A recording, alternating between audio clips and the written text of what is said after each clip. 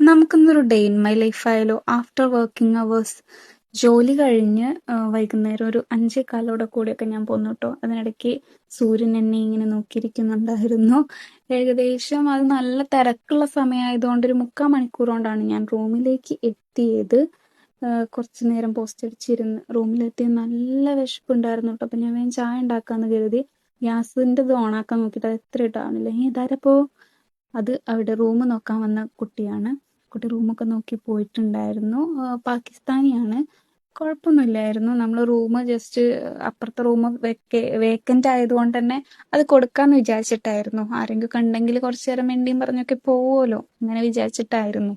അപ്പം ഞാൻ അതിൻ്റെ ഇടയിൽ എൻ്റെ ചായ ഉണ്ടാക്കുന്നുണ്ട്, ചായ റെഡിയാക്കുന്നുണ്ട്. അവർ പോയ ഉടനെ തന്നെ ഞാൻ പോയി ചായയൊക്കെ എടുത്ത്. എൻ്റെ കേക്ക് ഉണ്ടായിരുന്നു, ഞാൻ ഇടയ്ക്ക് കാണിക്കലില്ല എൻ്റെ കേക്ക് അൽറയെന്ന് വാങ്ങിയ ആ കേക്കും കഴിച്ച് ചായ കുടിച്ചിരിക്കുന്നതിൻ്റെ ഇടയിൽ എൻ്റെ കൈ അറിയാണ്ട് മൊബൈലിൽ തട്ടി അൽബേക്കുന്ന് ബ്രോസ്റ്റ് ഓർഡർ ചെയ്ത്.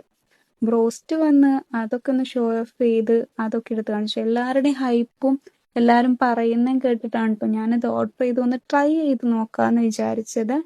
പക്ഷേ നിർഭാഗ്യവശാൽ എല്ലാവരും പറയുന്ന അത്ര ഇഷ്ടമൊന്നും എനിക്കിതിനോട് തോന്നിയില്ല. അതിൻ്റെ ഇടയിൽ ഒന്ന് സ്റ്റക്കായി. ഇപ്പോൾ നമ്മൾ പറഞ്ഞു വന്നത് ബ്രോസ്റ്റഡ് എനിക്ക് വലിയ താല്പര്യം തോന്നിയില്ല. എന്തുകൊണ്ടാണെന്ന് എനിക്കറിയില്ല കേട്ടോ. അതിനിടയ്ക്ക് ഞാൻ മുകളിലത്തെ റൂമിലൊന്ന് പോയിട്ടുണ്ടായിരുന്നു. അവിടെ ഒരു താത്തയായിട്ട് കുറേ നേരം സംസാരിച്ചിരുന്നു. നല്ല താത്തയായിരുന്നു കേട്ടോ. ഞങ്ങൾ കുറേ നേരം കുറേ വർത്തമാനങ്ങളൊക്കെ പറഞ്ഞിരുന്ന് റൂമിലെത്തി. ലേറ്റായിരുന്നു. പക്ഷേ ലേറ്റ് ആയാലും എന്താ, കുറച്ച് നേരം ഇങ്ങനെ നമ്മൾ ആ നാട്ടുകാരോടൊക്കെ വർത്തമാനം പറഞ്ഞിരിക്കുമ്പോൾ രസമല്ലേ.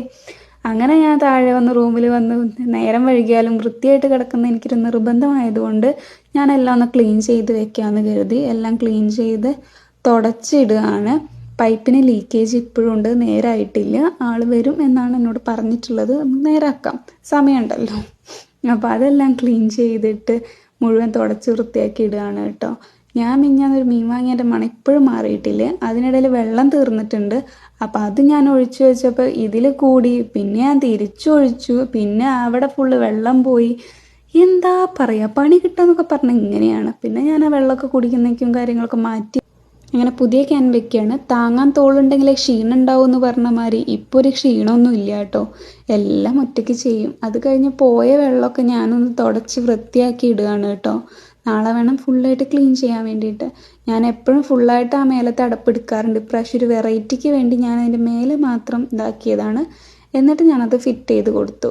പിന്നെ ഞാൻ എൻ്റെ സ്കിൻ കെയറും കാര്യങ്ങളൊക്കെ കഴിഞ്ഞ് കിടക്കുകയാണ്. Good night.